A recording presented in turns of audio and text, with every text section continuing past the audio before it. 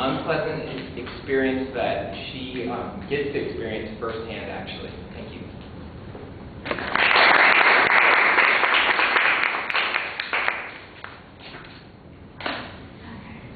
Have you guys ever woken up in the middle of the night knowing that someone's in your room? You're scared to death, and you feel that someone's in your room. That person's there to hurt you, and you start by screaming, kicking, yelling, anything you do to create attention. You then start running out of your room, generally into your parents' room, yelling that someone is in your room. Your parents try and calm you down, tell you it's just a dream, it wasn't real, go back to bed, everything's fine. But you're persistent. It's real, someone's in your room, you're not dreaming, you're awake, and this is happening. Now, how many of you has it ever happened to? That's a form of a parasomnia. A parasomnia is an undesired event that comes along with sleep, and that certain parasomnia is a night terror. I get night terrors about once or twice a week. They're truly a terrifying experience. I feel that someone is in my room at night and it wakes me up. I get anxiety before I go to bed at night. I don't want to go to bed because I'm afraid to get a night terror. They're disruptive to my sleep patterns as well as everyone in my house. I will wake everyone up in my house. Everyone will know about it. They're truly terrifying. Typically, parasomnias are thought to have happened because of emotional trauma, but recent research has shown that it's actually due to a slip-up in the brain mechanism that regulates sleep. So over the years, I've done a lot of research for night terrors, so today I'm going to share with you guys the typical episode of the night terror as well as the causes and the treatment.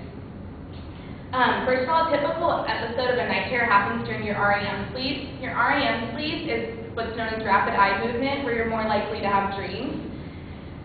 During your REM sleep, your respiratory and your eye muscles are paralyzed, but your muscle system is awake, which allows the person to act out a dream. So for me, what happens is I'll be dreaming or asleep, but I'll have a dream or something similar to that where I'll feel a presence in the room. I don't see a face or a person sometimes. Sometimes it's shadowy or dark, or sometimes I just feel that someone's in my room. So I start to kick, scream, thrash, I yell profanities, anything I can do. I then run out of my room, into my parents' room. I had one 2 nights ago, and I don't know if you can see, I have a huge bruise on my leg because I ran into my desk. So I run into my parents' room, and by now my parents know. I've had them for about 6 years, so they know now, but generally the first couple times it scared them to their core, thinking that someone's in my room. But now they'll try and calm me down, tell me it's okay, but I'm still in that dream state. I'm persistent that someone's in my room and they're trying to get me. After a while, I'll start responding to their voices, I'll calm down. My heartbeat is out of control. My breathing sounds like I just ran a mile, and it's terrifying. And usually I will calm down after about 5-10 minutes and I'll go back to bed. Sometimes I won't go back to bed, but generally I'm able to fall back asleep and remember most of it in the morning. For most people, their night terrors are pretty similar to mine, where they feel a presence in the room, whether it's an animal or a person, they feel that someone's in the room. And similar to mine, it's kind of dark, shadowy, it's nothing to define. Most people won't respond to voices either because they're still in that dream state. So if you yell at the person to tell them it's okay, it's not real, they're still sleeping. Like if you're in a deep sleep, you're not going to hear the voices. People are going to have confused or persistent fears that something's happening. They're going to be confused when they wake up and during it as well. They're going to have little or no memory in the morning, so I'm pretty lucky that I have most of the memory of it. And like I said about the heartbeat is out of control. It's said to be at 160 to 170 beats per minute, which is more than can be attained in any stressful situation. So now that I've kind of gone over what happens during night terror, I want to talk about what's thought to have caused it. First of all, about 6.5% of all children are affected by night terrors, and it's most common from ages 3 to 5. Children do tend to grow out of it though, and even smaller percentage of adults are affected by it. About 2.2% of all adults are affected, with no difference in gender. They're said to have had a strong genetic link for parasomnia, so sleepwalking, sleep talking, night terrors are said to have run in the family. So for me, my uncle has night terrors as well, so therefore more likely to have them. They're also been said to be related to mental disorders, so depression, bipolar disease, or anxiety. You are more likely to have a night terror if you have any of these mental disorders. Children, actually, there's no connection between night terrors for children and mental disorders, but for adults who have night terrors, they're not sure how strong this is for mental conditions. The most common thought of cause right now is they think stress. Most doctors think that stress can trigger night terrors, but like I said in the introduction, recent research has shown that it's actually a brain slip-up and it's not emotional stress, but there's not enough research or information on night terrors to prove either way.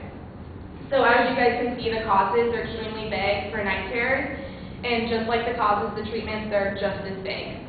The most recommended treatment, though, for night terrors are to go to a sleep specialist or a sleep clinic. You generally wouldn't go to your family doctor because your family doctor wouldn't really be able to diagnose a night terror and give you the correct treatment for it. Another common treatment for night terrors would be a polysomnogram, which is an overnight sleep study where they monitor your heartbeat, your brain waves, and your breathing and kind of conduct research on you. Psychotherapy is the most common treatment because that goes along with stress. So if you think stress is your cause of night terrors, then you're generally going to go to a psychotherapy and talk to a therapist and try and relieve emotional trauma. Medication is rarely used for night terrors, but if it is, it's going to be an antidepressant, which is going to relieve tension and anxiety. And another medication that is sometimes also used is benzodiazepine, which is a psychoactive drug, which relieves tension, it's anti-anxiety, and it's a muscle relaxer and a sedative, and a hypnosis. It's pretty intense. So as you guys can see, the treatments are just as vague. There's not enough information, not enough research to give a specific treatment. So even though only a small percentage of the population is affected by night terrors, it's still extremely under-researched, and it's something that obviously needs to be done with. I can't walk around with bruises on my legs all day. So the most common cause thought of right now is stress, and therefore the most common treatment for it is psychotherapy, even though that's still not the cure. So all I can do is basically inform people on what's going on and try and do as much research as I can do for them, and just hope that one day there's going to be a cure for them.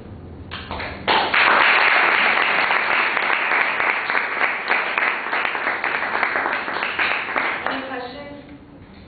Yes. Before this, did you ever sleep talk? I was a big sleep talker, and I think before I had night terrors I slept. I've always slept walk, but I think that came before the night terrors. And now, actually, I don't really sleepwalk anymore. The night terrors kind of took the place of the sleepwalking. Go for I have it. 2 questions. Go for it. Usually when you feel that presence in the room, and you freak out and you're walking out, like, are your eyes usually open, or are they very This is where it gets confusing. Like, I don't remember kicking, screaming, I don't remember anything until I get into my parents' room, and I always go straight to my parents' room. So I don't remember. I do remember like feeling or seeing someone. I remember that part, but I don't remember screaming, kicking. I don't remember running out of my room, so I don't remember running into my desk, but I'm assuming that's how I got it. So I don't know if my eyes are, I'm assuming they're open because I got out the door, but you're still in that kind of dream place. I don't know, similar to sleepwalking. Do you have another one? I don't know the next one. Let's limit it to 2 questions just because we're trying to get through, and then people can ask, like, after class, all the questions you want. All right. So, yay?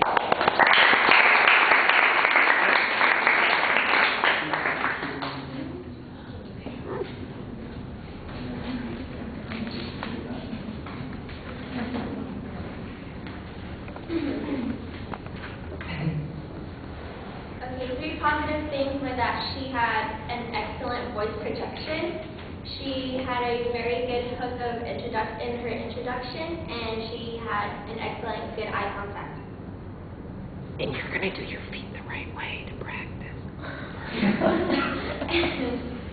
Things she needs to work on, she had too much hand gestures, like doing this. But towards like the body of her speech, she had a lot of and that's all I got from her. She was really good.